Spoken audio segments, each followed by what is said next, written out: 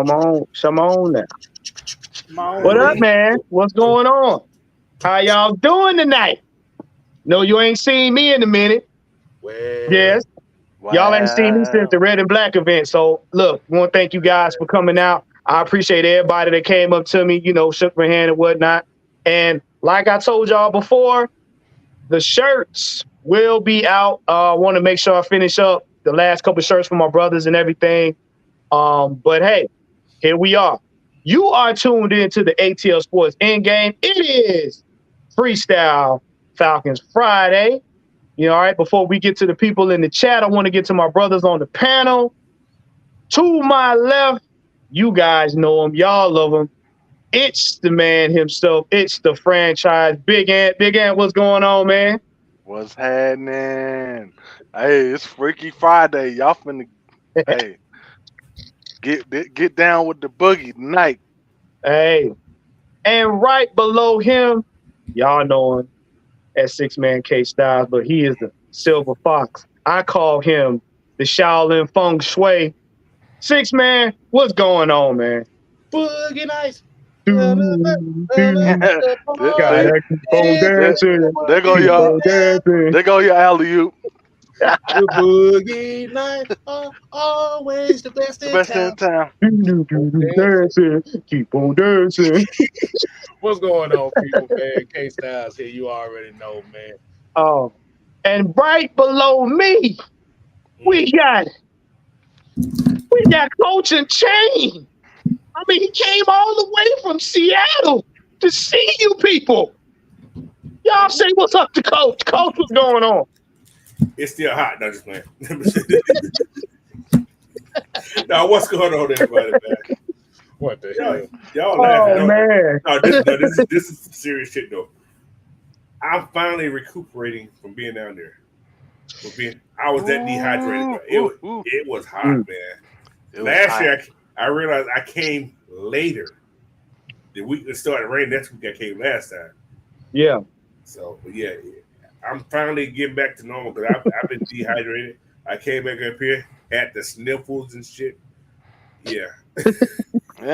Coach, you was eating too many hot wings. That's what it was. Too many lemon pepper wings. No, man, no. I ain't gonna talk about y'all restaurant. Hey, Coach, we're gonna leave that alone, Coach. I already mentioned on the earlier show. Oh, shit. I wasn't impressed with somebody. But guess what? I'm about to get to the chat. We got a special person in pole position tonight. She was here since yesterday. We got Miss Pam and we got Hey Auntie, what's going on? Hey Auntie. Hey Auntie, what's going on? All right. We got Miss Pamela Johnson in pole position. We got D Coleman. What's going on? We got Derek. We got my boy Jerome 69. Jerome in the house. I said Jerome in the house. I'm an international player. Right. Hey, Jerome. I sent you that happy birthday, bro. I sent you that happy birthday representing our cancers. I know y'all Leos is in there. We don't want to hear all about that. Hey, don't hate. Don't hate. You know what it is. Don't do that. And we got Old Chicken Holler, and we got Georgia, Texas boy. He said, what it do, AFN family. Now, look, I'm going to take a segment from my brother K-Style because we got some stuff to talk about. So, do y'all want the Massengill Summer Jam screen issue, or do y'all want the news? So, put one for the news and 2 for the Massengill. Come on, put it in there. I know some of y'all is using Summer's Eves. Come on now. Don't be shamed. It's pH balance for somebody. What about the wall? Hey, look, they're gonna walk in. They're gonna come in here and talk about what the hell is the massing? Right. Hey, it's new to me too, so don't I don't know anything. Hey, look, it's not by Menon. Shut up, Juan. Georgia Texas boy said once, I don't want that number 2. Who said that? What? Georgia Texas boy said he said Georgia Texas boy said I want 1. I don't want number 2. No number 2. Look. Everybody got 1 right now. She gonna like, wait. I don't know about that. It All could right, be. all right. It could We be a got. good thing. Look now. Don't sleep on number 2. I'm telling you. You're supposed to have one more coming in there, and he's in the chat right now, but you're supposed to be hitting the link. Fresh, where the hell you at, man? Man, Fresh, come on, man. Get Come your on, ass in here. Hey, wait a minute. She gonna talk about smell like smell like perfume. Run. Whoa. That means it ain't been washed. Oh God. Not my problem. Not my problem. Hold on. What y'all say? It smell like Teen Spirit. That's what you Oh saying? my God. Oh Jesus. Dude, right, wait, Southside really 3? Really? That's what we doing? Really? That's what we doing? See, I said, Southside, you didn't pay attention in class, did you? You just didn't. Basically, Southside say he wants everything. He want all of them. You want all of them. Wow. He said smell like a curb. Smell like whoa for what? Like D Coleman. Now D Coleman, where you been hanging out, bro? I don't get him started. Don't get him started. I tell you what. Let's go ahead and get to the news. Yeah. We're gonna get to it. Okay. Now they want us to go in order, so we'll be cordial. All right, we're gonna start off with this one right here. Now, Kirk Cousins ready for? Wait a minute. What the? You know what? Damn, Dirk cut him. It's going there, but there you go. There you go. There you go. We're gonna talk about that underwear intermission later. Wait a minute. All right, we got it. All right, look.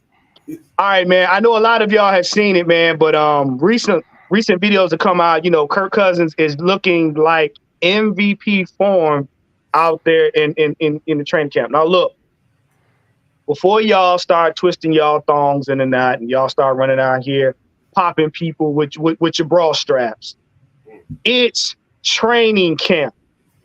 But what we're trying to get you guys to understand and pay attention to is look at the form of this quarterback. This man does not look like he's scared. He does not look like he's injured. Okay? So before I give my 2 cents on it, I'm gonna let Ant take this one right here. Ant, what's your thoughts on this, man, based on what you've seen, you know, from the footage? He been out there throwing some dimes.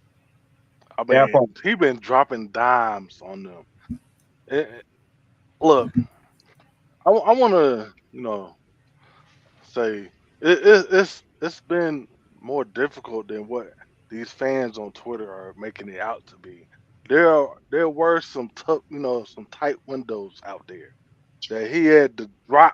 Like, look, it was one throw out there that he threw to Ray, and it dropped right into the basket, right into the bread basket. Mm-hmm. You have to have touch and accuracy to throw that type of pass.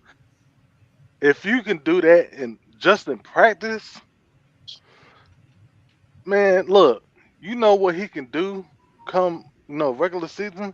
Come on, bro. I mean, I'm not saying that we need him to play like a, you know, an MVP, but he's gonna bring that, you know, that type of environment, you know, that type of pedigree here, and that's gonna elevate everybody. Mm-hmm. What you got, K-Style?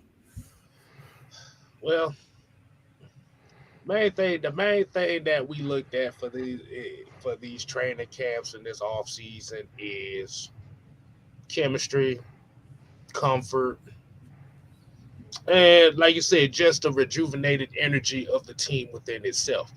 Now, when Juan says return to MVP form, what he is, I'm finna translate this for those in the back. Please say that. Please say they can't read. They can't read. Before Kirk Cousins got injured last year, talk about it. he was first in passing yards and passing touchdowns last year. Mm-hmm. So he was tearing it up until he tore his Achilles. So I mean, it's kind of ironic how that just played out like that. But I see what you did there. There you go. But just from looking at the guys around him, the wide receivers. So remember, these are 7-on-7s. So right. Like I said, this don't mean shit but chemistry with the wide receiver and the quarterbacks. Okay. But it's the confidence at that position from a player in that position that's been in this game a long time is what is kind of the biggest difference. Now, like you said, the last couple years, it hasn't worked out that way. You had a couple quarterbacks that may not have been confident all the way, but are trying to feel their way through the season. With Kirk's experience, he's confident. Especially when they told him, okay, yeah, you medically cleared. No pup list for you. Right. Let it rip. Mm-hmm. Now, before I go to Coach, because I know Coach gonna have a nice breakdown on this, I want to talk about Derek's comment. He said Ray McCloud is so far the number 3 receiver, and it's not close to a competition as I expect it to be. What I want to let y'all know about these receivers, there's always going to be a mix-up. They have the receivers I believe they want, but they always got to get everybody opportunity to lose the job. What is going to be a deciding factor more so than not is their individual willingness to adapt to what's going on, because they already have a veteran quarterback that's already going to make them look good. So individually, they're going to have to basically judge them on different characteristics, because Kirk can put it anywhere you need it, and you see that. So as far as that goes, I won't get hung on any one receiver in the order that they go. You know, I'm not saying you're wrong there. I'm just saying don't be surprised who's number 1, number 2, or number 3, because technically it really don't matter. Because them boys can stretch the field like we know they can, they gonna have a field day on these teams, especially with these DBs that don't know how to cover. It's not even a contest. Not even a contest. So what you got, Coach? All right. One thing, Kirk said something in his interview, I think it was yesterday. He said, if I didn't feel like I could do this job, I would retire. Mm-hmm. He said this. He said that. So, confidence. That's exactly what I'm going to. That confidence he has right now, y'all better watch out. They said Kurt was running today. He was running. He had a 10-yard scramble today. 10 yards is a long way on Achilles that just get repaired. And he was doing it with confidence, guys. Kurt, he also said that he's doing something that he's still learning. He said he's never actually sat down and talked with a DB to the extent that he did with Jesse Bates. He said he's done it before, but not to that extent. He said these guys are picking each other's brain. That shit. Coach, y'all, let me tell you something. Coach got me excited right now. Y'all don't know. I don't really get all jumpy. Coach just said something that y'all not paying no attention to, because I'm a patterns guy. I look at patterns and tactics.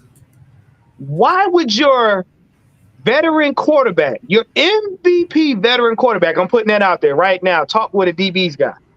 Why? One of the top DB guy, in my opinion. He's doing homework on what he has to face, because the thing about Jesse Bates, the thing about people like Grady Jarrett, they eat their whole life, just like Ray Lewis and all other greats. They eat up film, because Jesse Bates ain't satisfied with being who he is. He wants to be better than elite. And he's out there studying. So with Jesse continuously studying, what he's telling Kurt is, Kurt, this is what I see. Kurt, if I was facing you, this is what I would do. This is what I would do. This is what you need to look out for from the DBs now.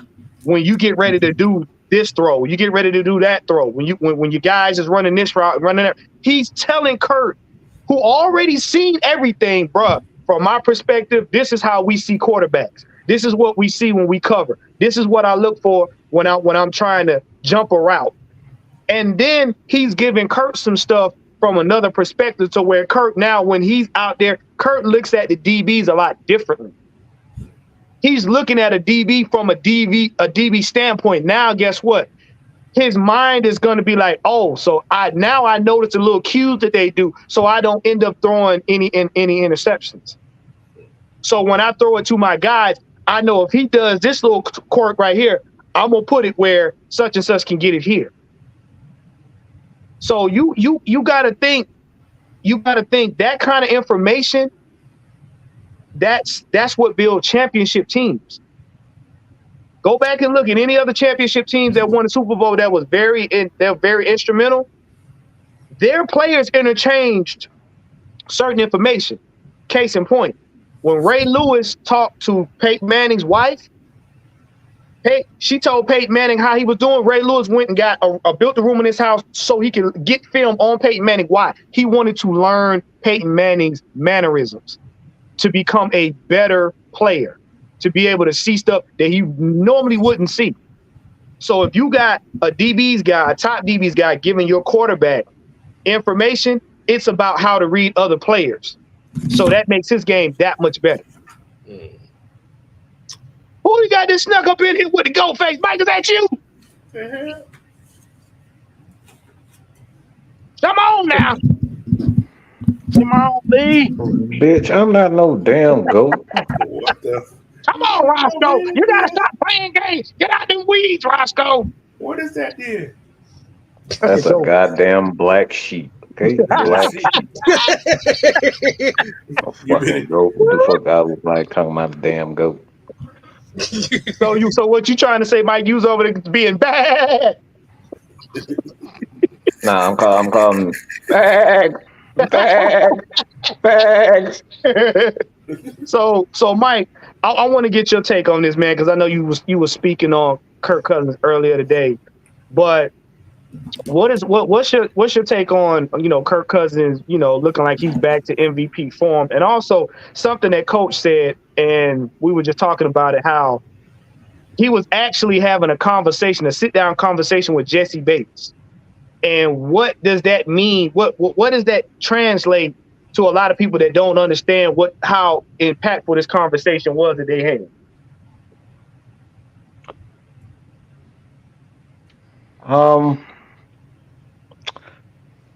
Well,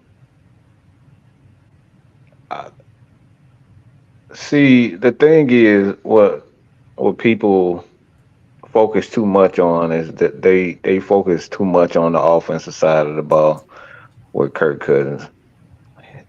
Kirk Cousins being the quarterback of the team, it's going to do more good for the defense than it's going to do for the offense.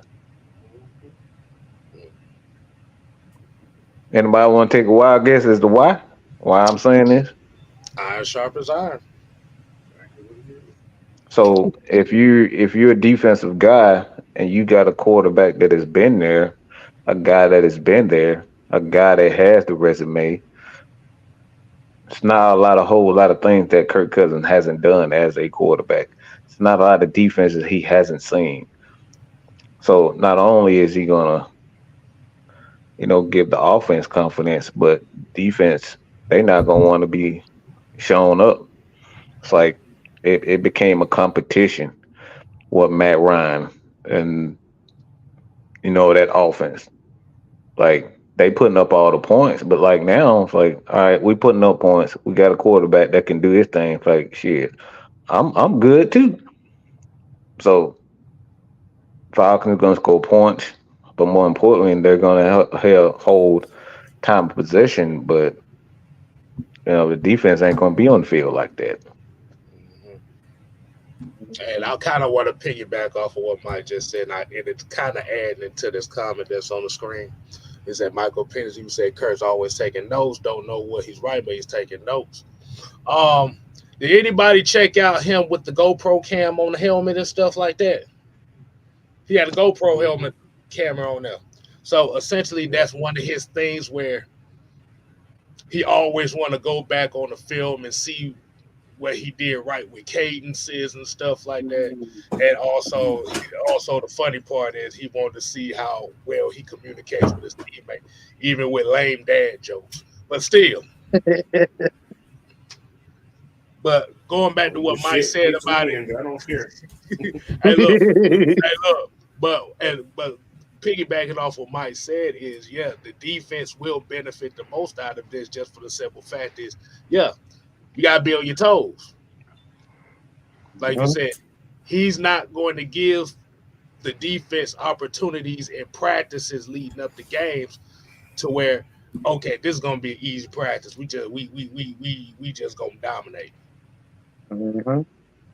And this is where the confidence of the entire team and the confidence of the coaching staffs as well plays a huge part in this. Mm-hmm. That's going to be the difference between this season and the previous 3 seasons. That's all I got. That's all I got on that. And something else that's special to it too, as well as Jesse Bates giving a bird's eye view to Kirk Cousins. Kirk Cousins, on the other hand, is like I said, he's teaching him. Because like Mike said, let me say something. Let me say something real quick. I gotta interrupt. He's not teaching Kirk Cousins anything. He's not teaching him anything. It's nothing Kirk Cousins hasn't already seen. It's nothing that Jesse Bates can do defensively that he hasn't seen already. This guy been in the league. No, let me finish. Because like I want people to actually think about what I'm saying. Think about what I'm saying. There's nothing you could do to Kirk Cousins that he hasn't already seen. It's like talking to Jesus. Like, you can't fool Jesus. You can't fool God. God done seen it all. Every aspect of football, Kirk Cousins has seen. He's done.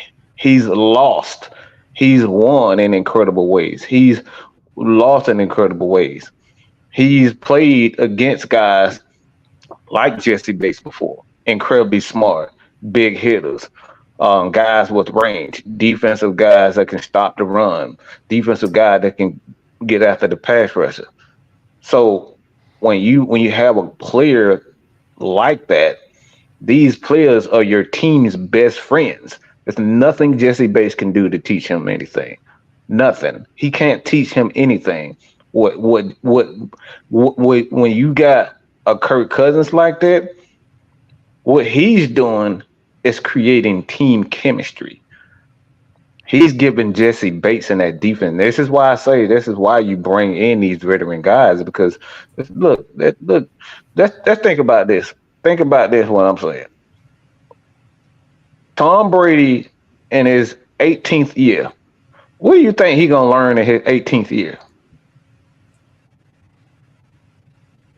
Learn to stay away from the holes. I mean, that's one thing that can be learned about it. I mean, look, he already got a hole. He got a $500 million hole. Like, that ain't, you can barely teach him that. That comes looking like, where did that come from? Look, his wife, that girl worth $1 billion. Like,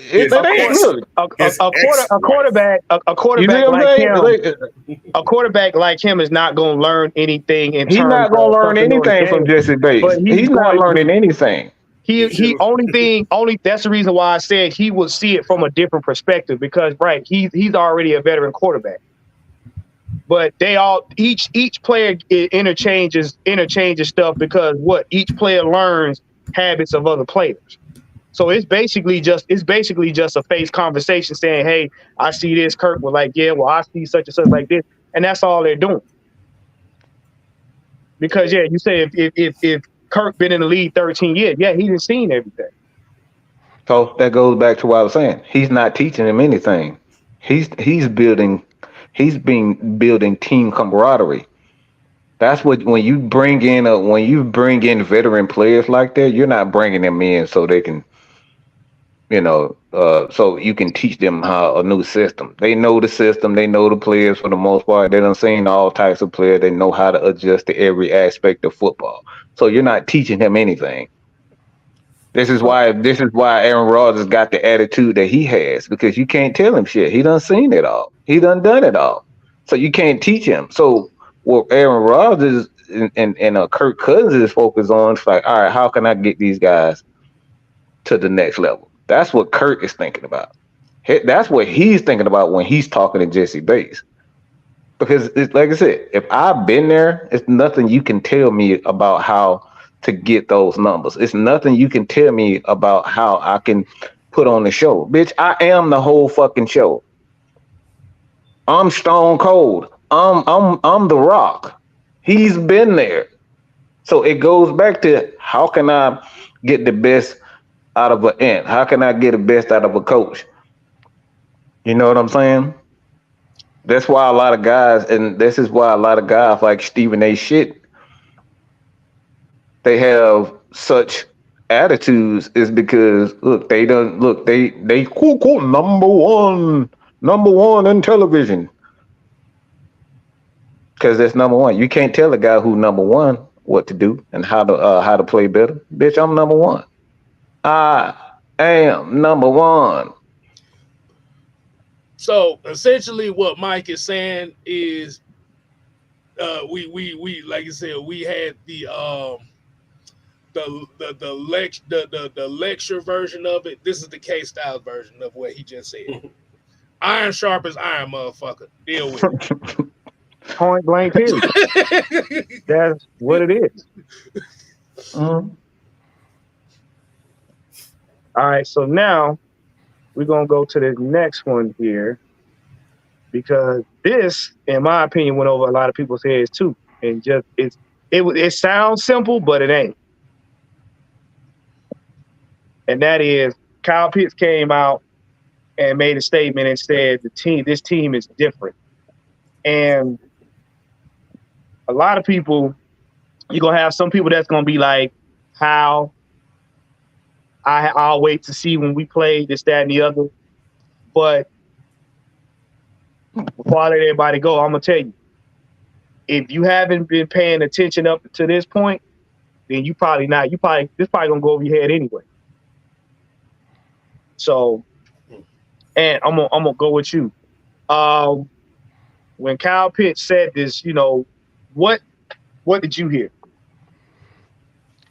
I heard there's a different feeling in that. Ding ding ding ding ding ding ding ding ding ding ding ding ding ding ding. There we go. All right, I got it. All right, we got a $10 spot from Atlanta Falcons Pandemic. Appreciate you, man. He said, when I do my segment, I want y'all to comment. There's one play that Zach has, almost unstoppable.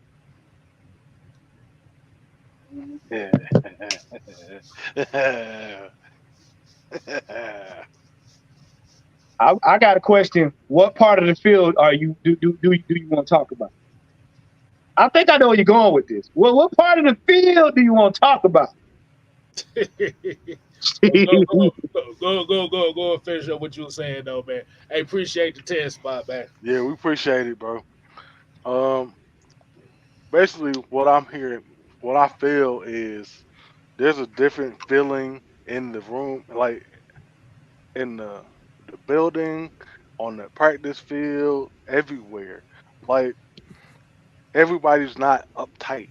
Everybody can be themselves. They can be people. They don't have to, they're not put in a box like they have been the past couple of seasons. And that allows players to play freely. Mm-hmm. And you're seeing that.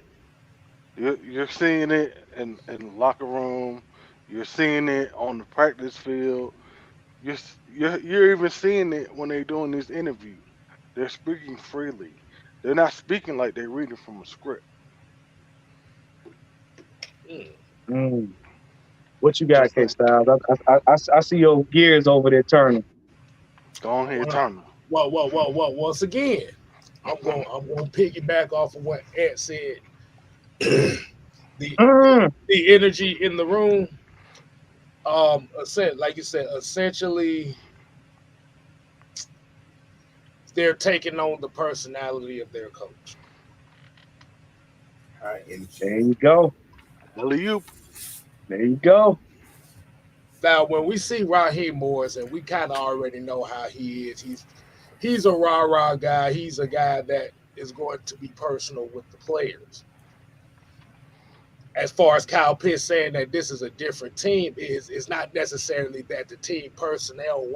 Well, you got pieces, like I said, you got different pieces, but everybody has to focus on the energy at which this team play with each other. Focus on that. We already know the team is different with new players, new wide receivers, new quarterbacks, new pass rushers, and all that. Focus on the energy. Focus on everybody being as one. Yep. Because you could break a stick by itself, but when you got 30 sticks in a bundle, you ain't breaking that some bitch with your hands. I'm telling you now. Ding ding ding ding ding ding. Ding right. Ding. We got Solo A 199. He said, "I'm still waiting on my plate." We're gonna talk to you after the show, Solo. Don't worry about it. We got you. We got you. Solo, you still sweating bullets. My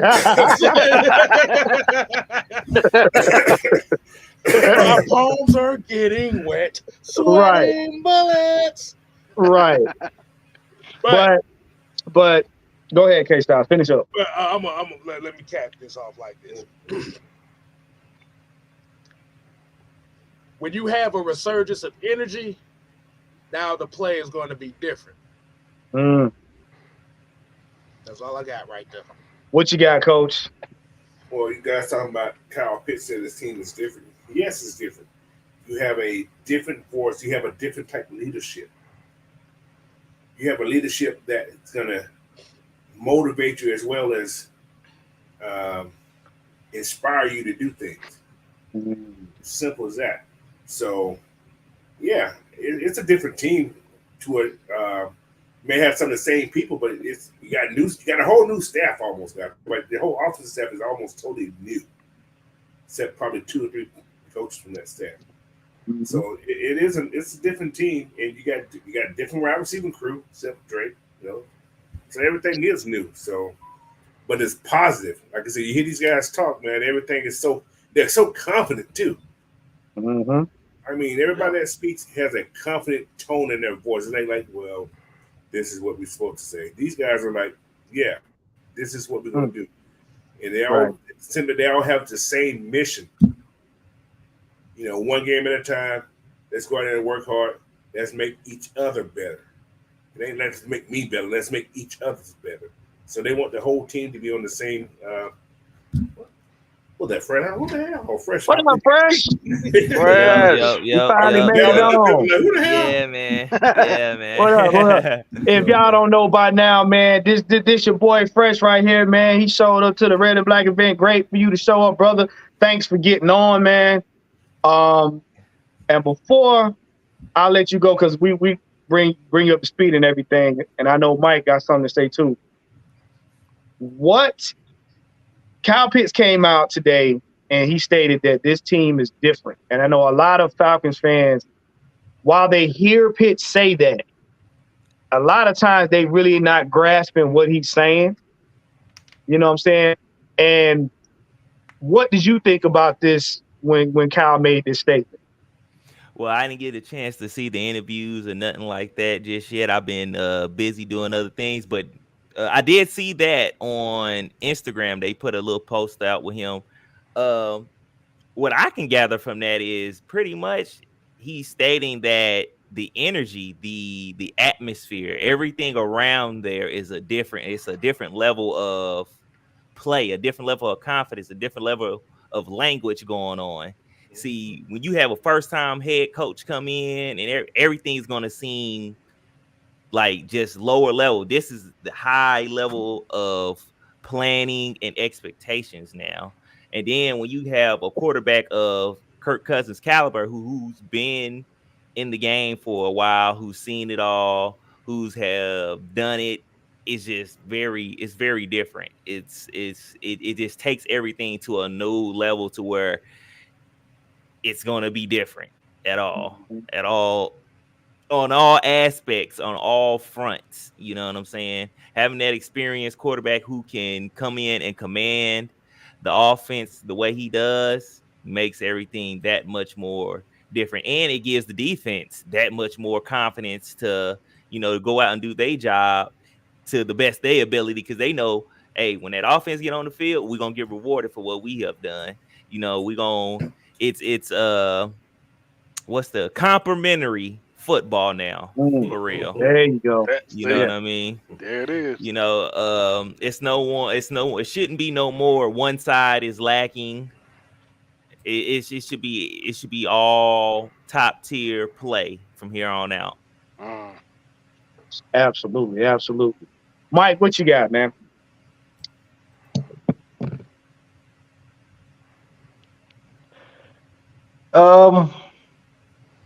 Shit. I ain't got nothing. I mean, y'all niggas talk too much shit. I ain't got nothing else to say. Shit. I will say this though, and for what let me use this analogy right quick as to what he's talking about. They went from going to the club, hoping to get the girl. Now they going to the club knowing they finna get 3 of them hoes. Now, you know what I find interesting about what he said? And reason why I said a lot of people, this gonna go over y'all heads. The day one that Raheem Morris stepped in the building, not when they announced it, when he stepped in the building, he did 3 things. He set the tone. He gave them he told them their identity, and he told them how they were going to go about creating and maintaining that identity. And the 4th thing, as a bonus, he let it be known, I am not afraid to let you go so that the rest of these guys finish the mission. Second, the second part to that is he brought in the future Hall of Famer so that he could tell them what it meant to be a Falcon, good, bad, and ugly, so that they don't get further along and get away from what got them to that point. The problem with this team previous years, nobody set the tone. They came in with gimmicks. I'm a slightly disagree. I think you got all them bitches off the team. You got a bunch of bitches that just look out for themselves, and they looking out for the next contract. Like the NFL is full of bitches. Like, we up here getting all these quarterbacks record number contracts and $75 million. Like, what are we doing? So once you get rid of all these bitches that's focused on money, like, you can build an actual football team. You can't build a football team and you can't build confidence when you got a bunch of people worried about the wrong things. They're trying to hurry up and get to a destination rather than actually learn to get to the destination. Juan, you just hit a gem. You just hit a gem right there. And we didn't even acknowledge it. What is the 3 words? What's the 3-letter acronym that we always talk about? SOB. Standing on business. That part. I'm gonna say something. Right. But you know what? But you know what? I'm agreeing with Mike. We did have to vacate the bitches. Yeah.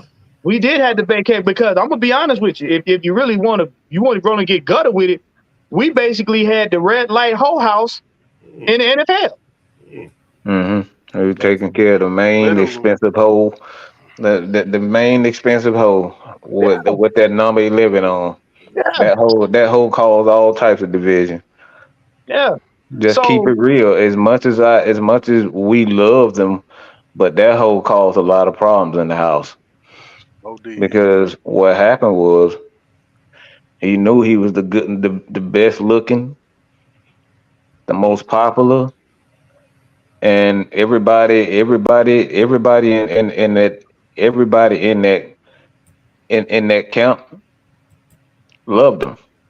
mhm. So it's like there's nothing to complain about. And then when you realize that whole gone, and then everybody getting a piece of ass instead of everybody touching that one piece of ass, you Hey, realize like, damn, damn, I do have look. I thought my shit was 12 inches. My I shit mean, 24 inches now. I mean, he was looking for Hawk Tour in all the wrong places. Hey, look. I mean, you be getting all the hot too. Look, yeah. Look. You just got to be real about stuff, man. When you got a lot of people there with egos, it calls the team to look at things a whole lot differently. It causes the management, the front office, to start focusing on things that really don't matter. It causes them to get emotional. What happened with Julio caused a division with that organization because they didn't win the Super Bowl, and then when he didn't win the Super Bowl, what happened? He started crying, Mhm. whining. Arthur, man, I don't like what's going on. I don't no, please don't get rid of Dan Quinn. And then he ended up holding out. After he held out, what happened? Arthur went in his bag when he didn't want to get in his bag and said, all right, man, damn, here. So Mhm. it caused a lot of division. I cannot with Southside, yo. Get too Come much spit on, on bro. that thing. Hot Mhm. too. Spit on that thing. Wow. Spit on that But thing. but but yeah, but Mike is right. It left our offense one dimensional. It he wore on really good players. And what you're seeing right now is a reemergence of, like you said, a team that's going to be cohesive, that's going to play complementary football. You know what I'm saying? From all of this, and this is what I keep telling y'all. We keep telling y'all as a unit, pay attention to stuff in off season because that tells you what kind of team you're going to have during the season. You got your favorite running back taking out the whole offensive line to dinner. What did Mike say? Building chemistry. You got your veteran quarterback, and you got your one of your great DBs. They're having conversations. You having your coach being transparent to the point where he wants all his players to mentally be free to talk to him. So when they get on the field, they're gonna run through that brick wall for him. That kind of stuff. That is what creates championship teams because when stuff doesn't go their way, they can pull together. and you're basing the team's mentality on each other and not the individual. Right. Right. Because everybody should know this in football. You are responsible for the man on your left and your right in any given situation. Doesn't matter if it's offense, doesn't matter if it's defense, doesn't matter if it's special teams. You are responsible for your man on the left and right. That's how it's played. Like Mike said, when you start thinking about just me, all of that falls apart.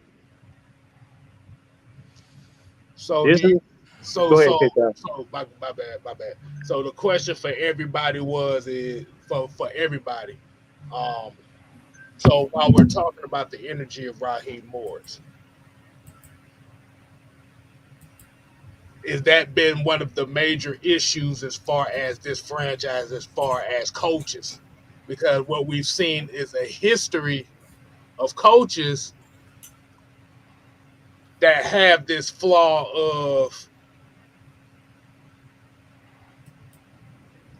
I ain't gonna say not holding the team. Well, They fall in love with the pretty hoe. The pretty hoe booty get bigger every other month. Like, y'all need to listen to me. You start falling in love with the pretty girl. They just keep chasing that nut. That's all it is. I'm just saying. It's simple. It's really not that hard. It's because when Julio first got here, who was the center of attention? Roddy White. Roddy White and Tony Gonzalez. Michael Turner. He wasn't the center. So the longer you start looking at Julio and all the other people, they started to, shrivel up a little bit, slow down a little bit. You start saying, you know what? I thought you was it, but you ain't it no more. It's crazy that the mindset Julio came in with deferred as soon as he started hanging out with the rappers and the celebrities in Atlanta. Right. But then we see a lot of the videos of Julio in practice with Dan Quinn where he's sitting there with a straw hat on talking shit on the sideline. Right. Yeah. So just like Mike said, Dan Quinn fell in love with Julio Jones. Julio Jones could do no wrong. And when it comes to the question of, well, why didn't he get more touchdowns or more deep balls with Matt Ryan? It was very interesting to see that, well, Matt Ryan could connect with a lot of other different wide receivers, but he couldn't connect with Julio. Yep. Because relationships don't come out of nowhere. They're not osmosis infused. They just don't say ta-da and there it is. You got to work on it every damn day. But now I got a question. We gonna kind of jump to the defensive side of the conversation, because we need to have this conversation. Now I know all of us know the answer, but I'm gonna ask you: can Grady Jarrett get back to beast mode? And I'm not solely speaking on this question as far as injury-wise. I'm now speaking from a standpoint of he's now the veteran. He's that dude. He's that dude on the defense. So he's not only the guy that's like a linchpin. Now he's in a position where he's sharing his wisdom with everybody else. Fresh, what's your take on this right here? I say yes, because not only from the guys that's already here with him, but the newer guys you brung in, the knowledge he shares with them, and the quicker they bring their level of play up, you can keep him fresh. You keep a Grady Jarrett fresh throughout the whole game. That's a problem. That's a problem. No pun intended, y'all. Right. No pun intended. Yeah, that's a major problem you got to deal with. It's like teams were wearing Grady Jarrett down, doubling him, tripling him. Like, I mean, he becomes more and more less effective throughout the game. But now you can rotate him out and not lose that same intensity with bringing these other guys in. Now, this is assuming that they are going to play up to standard. But as far as I can tell, I believe in them. I like all the guys that we brung in, even in some of the guys that we had kept, like Mikael London. I really enjoyed him. So yeah, keeping him fresh throughout the game, giving him actual break time, and then being able to sneak him in. Like, oh, y'all thought we forgot about him? Yeah, here you go, snuck him in there. Now you got to deal with him, and that's just a whole lot of man meat to deal with. So, I'm just saying. Manscaped. You know, hey. Coach, what you got? I don't know. I don't know man meat though.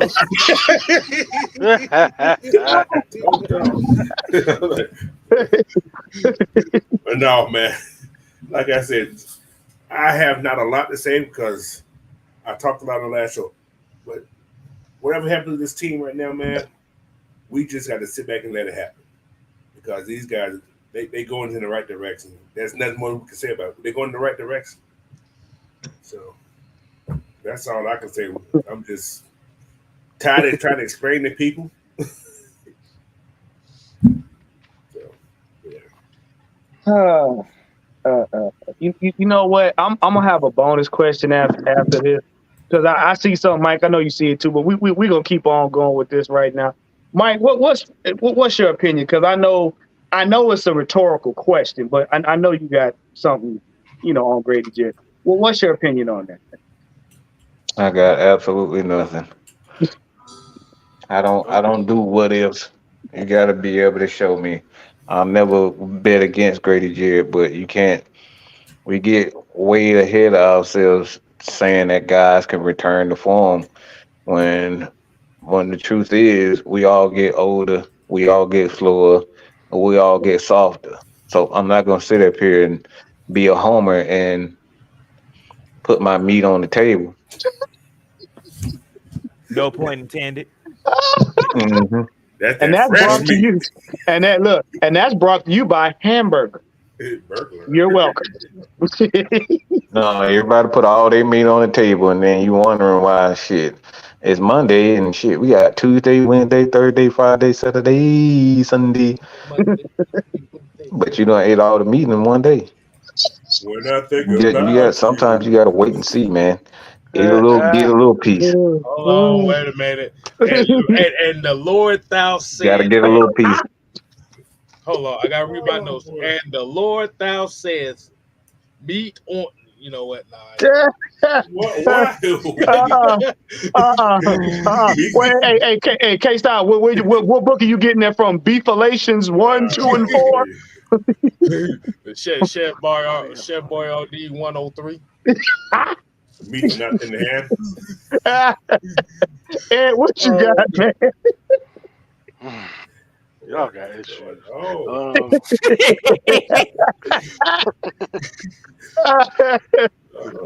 But hey, you know what?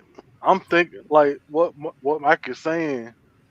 Do we really need him to return to that form? Because we finally have help. We finally got help on that defensive line. It's like what me and Coach was talking about on our previous show earlier. Our depth on that front seven is so deep that we're going to have some difficult cuts coming. We have never had this type of problem happen in the past few years that I know of. 3, 4, 5. I mean, it's been a long time since we've had this problem. So I don't think it's necessary for him to return to that form. I think we just need him to play his role. Be that leader. Which is be that leader. That's it. And show them other young cats how to do it. That's all we need you to do. This motherfucker talking about I got that from Galatians chapter 4, verse 60. Right. Now, right, but it's one of those things. I like to ask that question to get people riled up, but like we said, the consensus is he don't have to be. He's that mentor now, because, like you said, the one thing we noticed last season, aside from most of the injuries, the rotation on the defense is what kept the defense in a lot of games. More of the games, and more of the games that we didn't win, as well as the ones we did. And that right there has been an Achilles heel for us because we didn't have big rotations. The guys you saw was the guys playing in the first quarter all the way to the fourth quarter, and you prayed that they would still had enough gas in the tank to finish off the game. But with a rotation, you can put them in any position you need to, and especially when it comes to the fourth quarter, when everybody's tired, that's when you put the guys in as fresh, like Fresh said, to run them up. So he's not that, he doesn't have to be that guy. He's got help. But it is a question that need to come up because a lot of people gonna think, oh, well, Grady Jarrett just gonna come out there and it's just no, it's not. They're gonna put him in a quarter that he needs to be in. Trust and believe. He's not gonna be the main. He's not gonna be the main bell cow in this. So we coming up on an hour, man. We want to thank you guys for sticking with us and everything. Now's the fun part. Uh-oh. Yeah. And I'm titling this "Wake Up, People. Enough for the BS."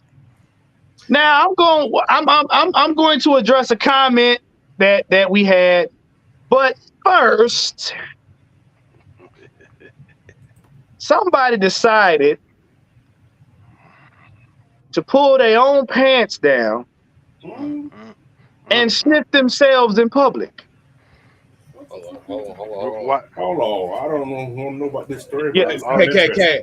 Translation: you are now tuning in to the Massengale Summer Jam Screen Hour, y'all. That's it. That's it. And here we go. Now, class, read along with us.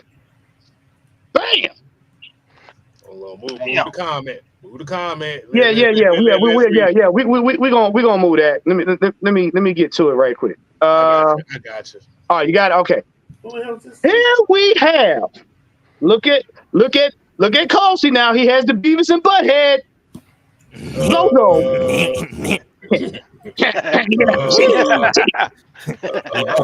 ATL Will, this is for you. You are the Massengale player of the game. Gonna be starting a petition to fire Jimmy Lake by week 5. It's really gonna feel like 2014 again. Can I say something on that? Yeah, Coach. Before be careful what you asked for, because the Republicans did the same thing. Yeah. Now, I want y'all to soak that in. I want that to irritate your panty liners. Yes. See if they even fucking started yet. That part, Coach. Hold on. I gotta do some K-Styles math right quick. Hold on. Oh shit! You done turned to the side. Calculators out. Yeah. I want to say this from the bottom of my nutsack. It's been 2 days. What in the colonoscopy, colostomy bag, cream soup foolishness is that? I mean, it's just been the same. What are we doing? And it's a 7. We ain't playing a lick of football. I thought. But you worried about a coach that ain't even had a chance to put nothing down on paper yet. I thought that in a 7-on-7, it's the second day of practice. I mean, I understand. Yes. Talking about there's no jamming into the season. They're not jamming. There's no pass rush. Where the pads? I got a question. Ain't no pads yet. I got a question. I got a question for a coach. I'm just sitting here. Go ahead, Coach. What the fuck so, are you talking about? Coach, what's the point of running a 7? What's the point of running 7-on-7 drills? Timing. Get your office in timing. Now, if people don't realize, day 1, they won 25%. Day 2, ramp up. Day 2 is ramp up, 50%. So what they're doing now, they're just getting their bodies moving. Just getting their bodies moving. They're not doing anything physical. Nobody's actually guarding nobody. They just make sure they're in the right area. It ain't like they're getting blown out or getting left behind. They're in these guys' hip pockets in this 7-on-7. That means do not challenge passes. That's what ramp up means. Let the offense work their way into the system. They got more plays to run. It's a ramp up. But the thing about it is, like I said, I just heard Coach just say that it was about ramping up. It's 7-on-7. I mean, it's still practice. I'm just trying to figure out what in the jackassery of a comment that was. He got it from that chat sport dude that's clickbait. We gotta start making these TikTok guys famous. Oh, that's who he got it from. One of We his gotta start fanboys. making these TikTok guys famous. Y'all created these monsters by subscribing and following these fools on TikTok. So now they think that they experts without actually doing any homework or even talking to real experts of the game. They don't have any conversations with real experts of the game. But as soon as they get them 85 or 100,000 followers on TikTok, followed by a bunch of fifth graders, they think they experts. Here's some advice for all of y'all on TikTok, for all of y'all that's gonna see this and y'all got run tell that accounts. Go back and tell these people I said this. The next time you want to come out your pie hole with some unadulterated crack cereal stupidity, sew your mouth shut with hot barbed wire and don't talk no more. Cause that but one, I was only kidding. I get it. And guess what? They put kids in the corner with dunce hats on. Because no. You cannot come on here trying to perpetuate signing a petition, parading around your scrotum size because you have no idea of what you're looking at as far as the Falcons team. That let me know you ain't looked at no kind of conference. You ain't listened to nobody talk. You ain't read no kind of article other than the little bumps on the back of your neck. But you want to come on here and write a petition. What do you think this is? Ain't nobody voting for the Falcons. The Falcons already established. You goofball. How about you take that article you just said, ball it up and swallow it? And I'm talking about Gawk 3000 fashion. Okay, so I'm just going to let y'all know. Y'all just saw me staring over to the side for about 5 minutes by myself, right? Because I had to have a come to Jesus moment after this, right? That was the mindset.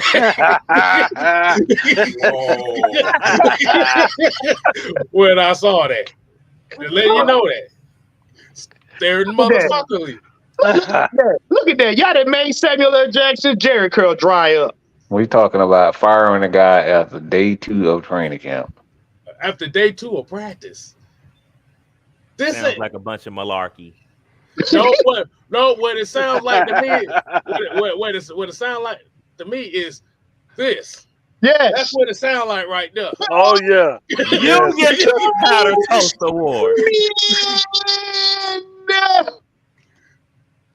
Powder toast, man. And you see what he's doing right there? He's scraping the stupid off the back of one of his faces. I wish I had an eye like that. Shut up, Mike. Remember the last time you saw something like that? That was another petition that came out a couple years ago. Oh. Y'all remember that one? Oh, Jesus. Mm-hmm. We're not doing this. We're not doing this. Now, I saw something in the comment section, and I want to address this about as tactful as I can. Mm-hmm. Right, Nathan Floyd, right. Oh, I got receipts. Hey, I got receipts. Yeah. So here's the deal. And Matt Mike spoke about this earlier today, and I'm glad the person made a comment. Here's the deal. Penix don't need to be starting right now. Him don't. Okay? Him don't. Mike said it, and I'm going to try to paraphrase as close as I can get it. Mike said, I like seeing him make mistakes. I like seeing this right now. Because what this does, it allows me to know what kind of player he's going to be when he decides to bounce back from adversity. And I'm going to piggyback off what my brother said. You want to see the fuck ups early. You want to see them when they don't count. You don't want to see them game one, day one. You don't want to see that. He shouldn't be just learning how to be where he is when you get to the game. That's what they did with Bernard with the good hair. They're letting him fuck up now so that when he gets on the field, he understands this is not what I need to be doing. This is what I need to work on. It takes that humility. It takes that ego out of it. It also causes him to slow down, take a breather, and learn to gather himself so he's not trying to quicken fixing mistakes on the field. Everybody that says, oh, I want to see Penix on, no, you don't. No, you don't. You want to be right to people in the barbershop that don't like you. You want to prove people right that you've been arguing with for the last 8 months. Because to see Penix on the field unfinished is to see losing unnecessarily. Not now, before you go, I'm not saying he's a bad player. No, he's not. But he has to go through the rookie process. Remember I said nobody escapes it. You got a veteran quarterback in Kirk Cousins that right now can put up numbers. Let that young man learn. Let him get all he can from Kirk. Let him get all he can from watching the games. He's going to have his time to shine. Y'all niggas want the plant to grow without put the seed in the dirt first. Please, somebody tell me when the last time you watered a seed in your hand and it grew. Please tell me that. Anybody? Anybody? I mean, if you're a golf three, never mind. That's why that's why I left that one alone. Somebody was gonna never mind. Too easy. That was too easy. But one. Go ahead, Ed. Wow. So, what? If I'm not mistaken, you know, I'm not the sharpest knife in the drawer, but you know, wasn't it last year when people was asking for no, it was the year before when we still had Marcus quarterback, and they was begging and pleading for the Falcons to put in Bernard with the good hair. Bernard with the good hair. Yes. Yes. And just 2 years later, so hold on. You mean to tell me y'all still haven't learned y'all fucking lesson? Now, I'm gonna add to what you said, but I'm looking at this. So Christopher Boykin, thank you for your comment. You said Kirk Cousins always gets hurt. When? No, he doesn't. He got hurt last season. First time ever. That's Thank first you. time. First major injury. So how is it that he always gets hurt? See, what y'all got to stop doing is y'all got to stop projecting your expectation for him to get hurt so that Penix can show up. I hate to tell you, this ain't an Arthur Smith system. This is the Raheem Morris system, which means that there's not going to be no juggling back and forth. Let me see if I can get it right with the quarterback after this one. No. We're going to do it right the first time the right way. Nobody here knows what's going to happen to Kirk Cousins. Nobody on the field, nobody in the NFL, none of us know what's going to happen. I hope this man has a great season. He can finish out his season and go into the postseason. But there's no guarantee that he's going to be healthy. There's no guarantee that he's going to get hurt. We don't know. And I'm not going to act like I do. But I'm not going to sit up here and say he always, because there's no proof of it. He got hurt last season. I mean, if you just want Penix to play, that's fine. Let me tell you. But let's be real about it. This system that we have right now, they're going to develop the quarterback, and they're going to let the veteran do his job. And if everybody around the veteran does their job, 9 times out of 10, the quarterback don't get hurt. Now, if you want to get technical, he got hurt because his O-line didn't protect him, not because he was negligent. So before you spout out that misinformation, you got to do your homework. You got to do your homework. What is that? Now, Coach, correct me if I'm wrong now, because you got Coach right here. Coach, correct me if I'm wrong if I said anything wrong here. No, you haven't. Let me say it like this. If Michael Penix end up being the regular season starter in week 1, we got problems. We got major issues going on right now. That part. I said something on my show earlier when I was on there. I say the Falcons this year will go as far as Kirk Cousins on paper.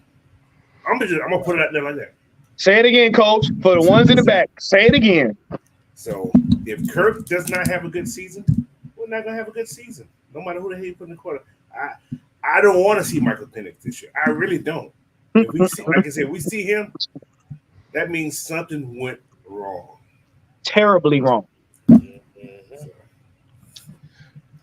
And as Juan said, you cannot escape the process. You cannot rush the process. Mm-hmm. Nope. Been there, done that. You know, some of our fans are very impatient. Mm-hmm. And that's a problem that we're going to have to deal with it. I'm about to say, does anybody want to run a prop bet about this season? A prop bet.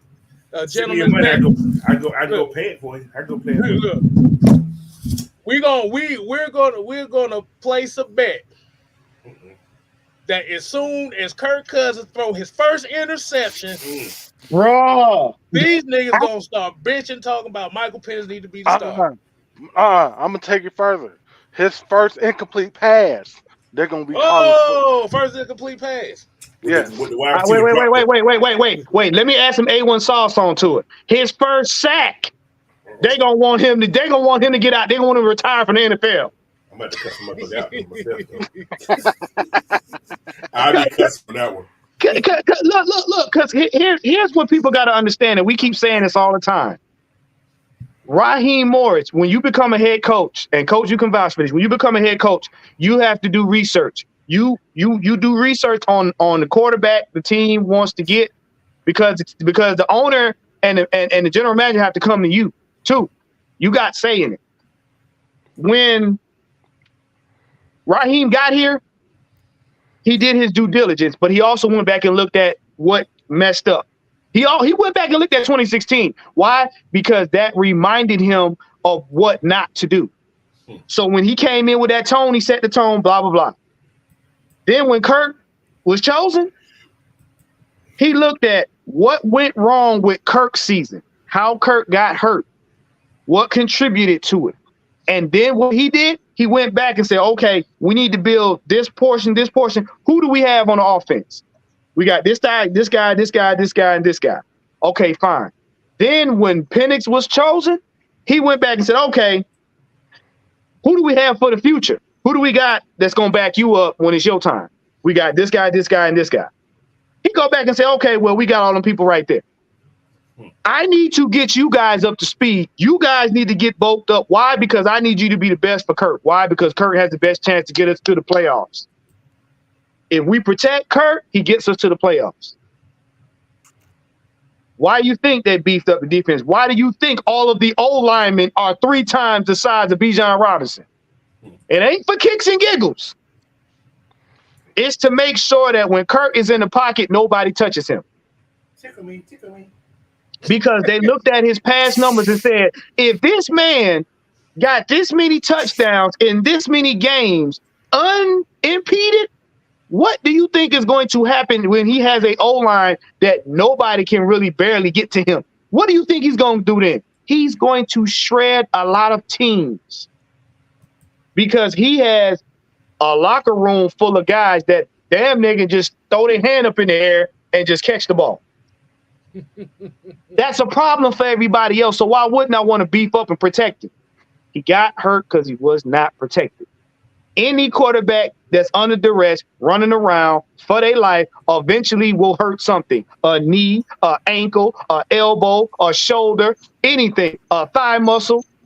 I tell you what, how about we put you in the field with 4 300-pound men that can run a 4.1, and you tell me how your body react when you try not to get hit. You let me know what's going to give out first. What you saying? They need to bring back pros versus Joes?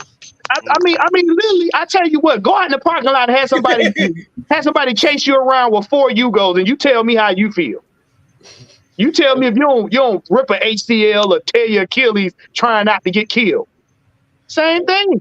Hey, little Southside say Kirk will get benched at midseason with a 7-2 record with 18 touchdowns and 3 interceptions. Man, Kirk will have a 1,500-yard game, and no, that one into we can't do that with him. He got to sit down.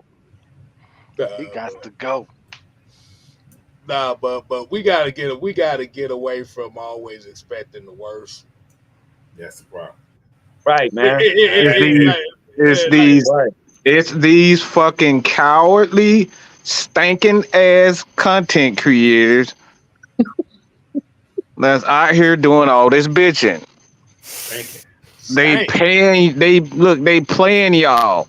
As soon as y'all realize that they playing y'all, just take a look.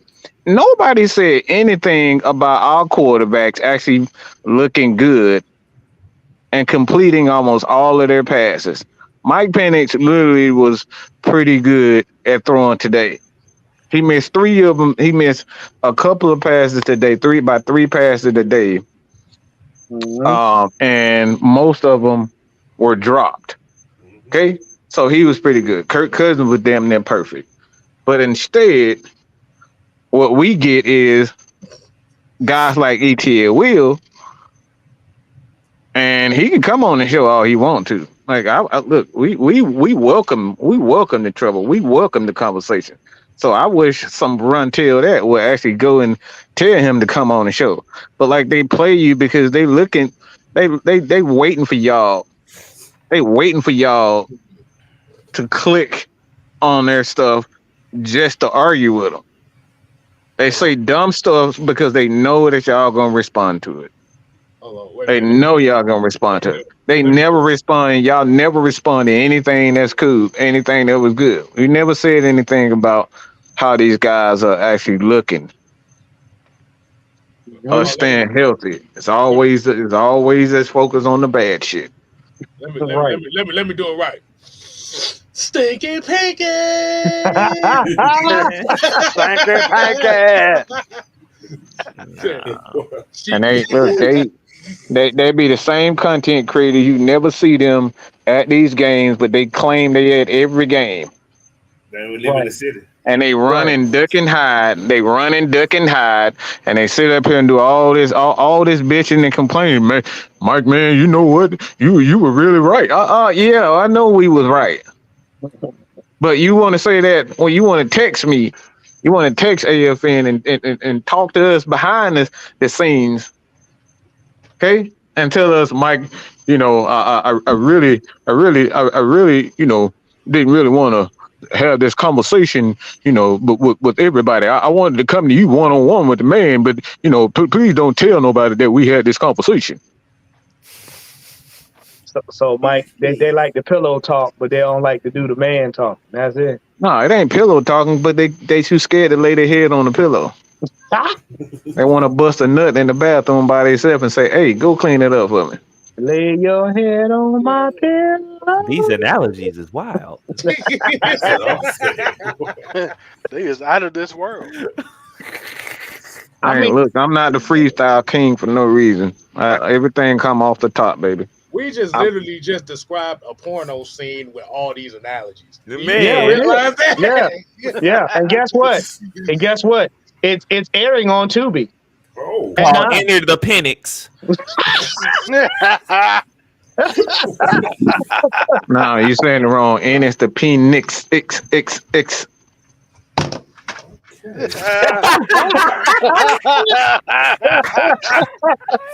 Parts 1 through 5. Mm-hmm. Yep. Wow. He said, dude, I bet $600 on Kirk's first incomplete pass. I mean, you can do that. I mean, you can do that. Just give me the 600. Look, my cash app is Mad Mike Sports. Please just cash app me the 600. All right. Yeah, I mean, but here's my point. Here's the thing. What's your point? All quarterbacks are gonna have an incomplete pass. That's the nature of the game.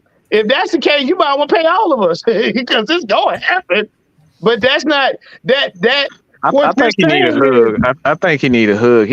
Look, he making the stallion right now. All right, he want to bend over in front of the crowd. I mean, here's the deal. Saying that is like saying what? That's gonna happen. That's part of the game. That's not going. He bending over, shaking that thing right now. That's all he's doing. That's not gonna take away from this man's 13 years in the league and what he's done. I bet $600 on the incompletion. I bet $600 on the incompletion. Okay, so what's the point? But did you notice he didn't listen to the prop bet? He just heard incomplete pass. Right. but I'm saying if you gonna bet that, look, bro, go ahead and pay me right now. I know what's gonna happen. That happens to every quarterback. You got 31 other teams that's gonna have the same situation. But at the end of the day, it's not gonna hurt. It's not gonna hurt his career none. What they all do it. That's like saying you gonna bet me $600 that I'm about to take another breath. Man, let me ask a motherfucking question right now, okay? I'm sick of these punk motherfuckers. I'm really sick of this shit. Bitch, how many quarterbacks that actually had good fucking seasons actually won a fucking championship?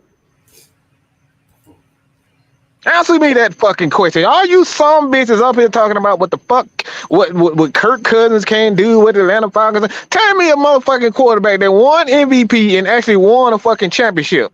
I will pay y'all fucking $1,000 to tell me that shit. There's only one quarterback that actually won a fucking championship, and that motherfucker is who? Patrick motherfucking Mahomes. All the other quarterbacks that y'all bending over backwards for, now one of them ain't did a damn thing but put up a bunch of fucking numbers. But y'all want to put the Atlanta Falcons, Kyle Pitts, and Kirk Cousins in a category, say what they can't. Well, goddamn it, you can't get it up your damn self. That's why you probably single and you're spending all your $40. What are we talking about? I'm just computating on my computer hand. What are we talking about? You motherfuckers don't have no clue how fucking stupid you sound. Everybody is losers. There's only one quarterback who does the shit. He puts up the numbers, he puts up the effort in every game, he plays hurt, and he wins fucking championships. And we sitting up here having a conversation about, well, Kirk Cousins ain't won the championship. Well, name another quarterback that undid what he did and actually won. Nobody knows. And Michael Vick is not the answer. Hold on, let's put the context in there.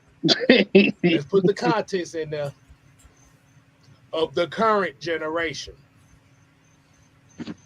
Look, Christopher Boykin, look, if you don't get your Craig, at this point, don't even worry about Chris, because he said Michael Vick in himself. Well, you said actually won, you dumb bitch, okay? You dumb son of a bitch. It's actually won a championship. Are you fucking in third grade or something? Leave him alone. Nah, what the fuck? I'm gonna leave him alone. This bitch came on here talking this goofy shit, and he telling me to leave him alone. I'm saying don't worry about I'm getting in mid-season form, bitch. I'm exercising right now. I'm having fun, okay? Mike in training camp right now. Goddamn, I'm trying to keep the peace. Shit. This son bitch came in here was talking this dumb shit about Michael Vick, who ain't even look. He won a goddamn a first goddamn class prize to goddamn to what prison he went to? What? Well, he went to first class goddamn to prison. When you up here talking about a goddamn Michael Vick, man, sit your clown ass down somewhere. He went to Sing. It's a damn shame that what happened to that dog. I mean, every last bit. Don't hit Fido like that. Some bitch up there talking about Michael Vick actually won something. Man, look, boy, I He swear. barely won a playoff game. What you talking about? He got a first class trophy of throwing a book in the trunk. That's all he got. That What part. talking about, man? Christopher Boykin with a name like Boykin. Look, Boykin. Look. I wouldn't even be saying like that's my name. I would erase that last name. I would erase that name. I wouldn't even tell my name is Boykin. Okay. Lamar Jackson is wrong too. He hasn't won a championship. Like that boy got killed back in the damn kindergarten. Oh, can't You stop. are the weakest link. Goodbye. Of the top 10 paid quarterbacks in this league, Patrick Mahomes is the only one that won a championship within the last 10 years. See, this right here, that right there, right? Absolutely. He ain't sniffed a Super Bowl. He ain't sniffed the championship. Yeah, he too busy losing weight. I'm just saying. Well, his head didn't get any smaller. It's hilarious. It's really hilarious to see what guys done put up MVP numbers. They number one in passing, and none one of these guys have actually won a Super Bowl. There's only one guy you can say that did that, and that's goddamn Patrick Mahomes. But we still up here talking about what Kirk Cousins and every other quarterback can't do.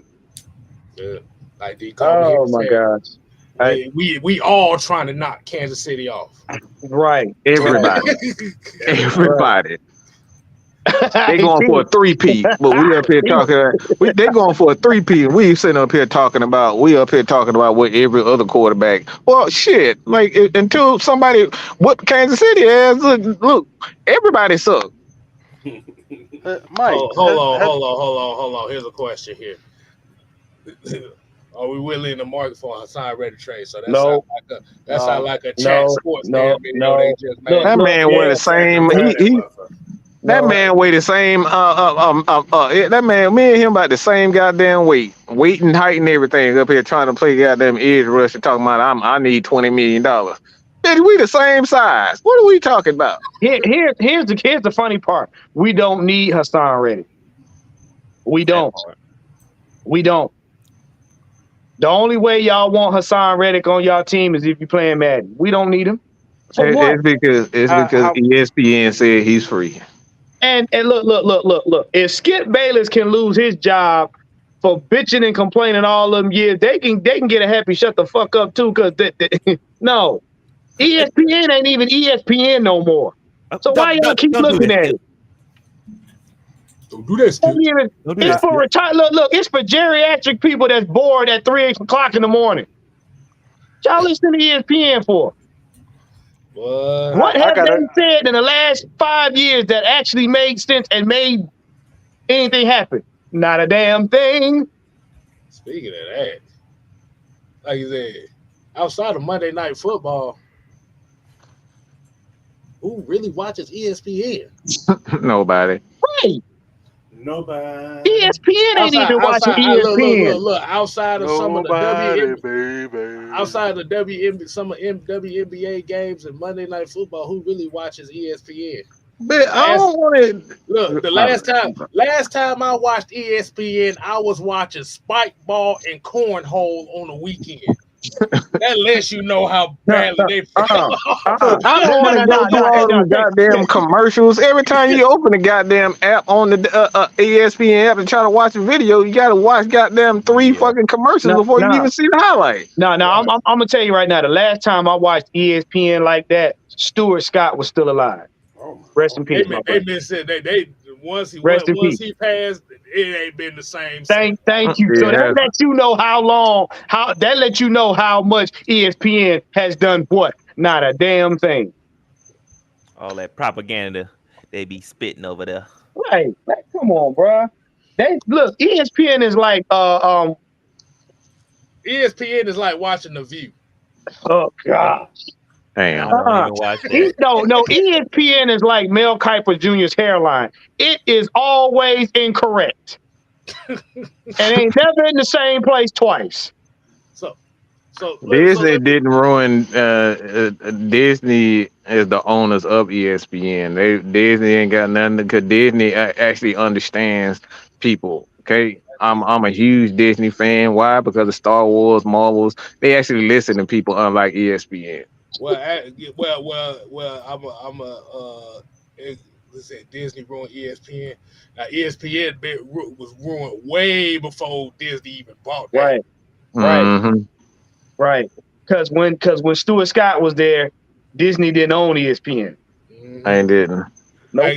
Like I said, you remember watching the football program where you got Ron Jaworski and Merrill Hod breaking down plays. You got Tom Jackson and Chris Berman on the Sunday shows and stuff like that. You had Around the Horn, Cold Pizza. Like I said, you had your basketball games as usual. You had some football games, baseball games. You go watch some pool, right? Poker, soccer. But like you said, the correspondence. Table tennis, goddamn. Table tennis, yeah. But the correspondence there was about informing of the sports and being entertaining. Raise your hand if you couldn't wait to watch Sunday football ESPN. I never missed it. I never missed it, sir. Talking about whoop. Look. They had John Madden on there giving you the play-by-play the same way you hear it on the game. And one street ball, y'all. What? Oh yeah. Man, that was my shit. Yeah. If y'all know about the and1, if y'all from the side, y'all know about hot sauce and Spike. Thank me later. Escalator. There you go. Escalator. The professor. That was the baddest motherfucker on the court, boy. Escalator. He was big as hell, but he could throw a dime though. But he was a dime boy. He just Escalade. Look, let me tell you something. I ain't never seen a big nigga make everybody miss like that. Escalade was that dude. Then you find out. Then later on you find out that was Mark Jackson's brother. You like, no the hell wonder. His baby brother, his big brother. Baby brother. Baby big brother. How about right. Exactly. But that's what we talk about. Where if you watch ESPN now, this is what Fresh is talking about. It ain't nothing but propaganda, boredom, and it makes you want to sniff coke. And out of a cereal box. We're gonna. The thing is, man, once you stop listening to the people and you start player watching, that's what happens. You start going down. So a lot of people, journalism, even what we're doing here is basically journalism. So journalism just took a different form.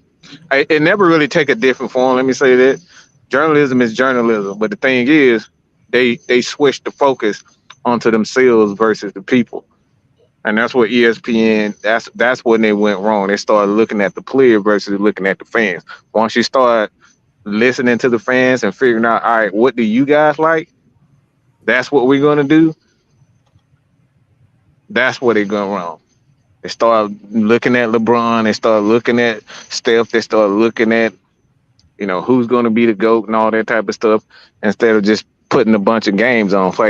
Like we used to get like 8 games in the night on ESPN because they had like 3, 4, 5 damn channels. We could watch basketball all night, but like now, you can't even watch one game without a goddamn 15 fucking commercials. ESPN was one of them damn channels where you literally watch that shit all day All day. and didn't have a problem with it. Listen. They put it on when you heard do. You dropped what you was doing to go in and see what was going on because you didn't want to miss nothing. Exactly. Somebody need to get their crack baby and put him to sleep. Dude, he's a troll. Like I said, leave it alone. He worked. He's a troll. He worked. He That boy got 19 knots on his head. I can promise you. Look, the thing is, this season you gonna see us raw and uncut. Up here looking like Bart Simpson with all them damn knots on his head. Not Bart Simpson. But cool, look, man, I want to thank you guys for tuning in. Listen, Mike has said this many times, and I'm going to reiterate it. We're going to bring y'all the facts and stats and the truth, and we're going to hit you upside the head with it. Because some of y'all just refuse to breathe oxygen. Y'all trying to do it y'all way. It ain't working. We got a new team. We got a new coaching staff. There's new expectations. All y'all content creators out there, y'all gonna come with the same old BS. The same old BS. You're gonna get the same old results. And we gonna stomp the same foot in y'all ass that we've been doing. Hey, Mark Cheney. Hey, that's a creator for y'all right there.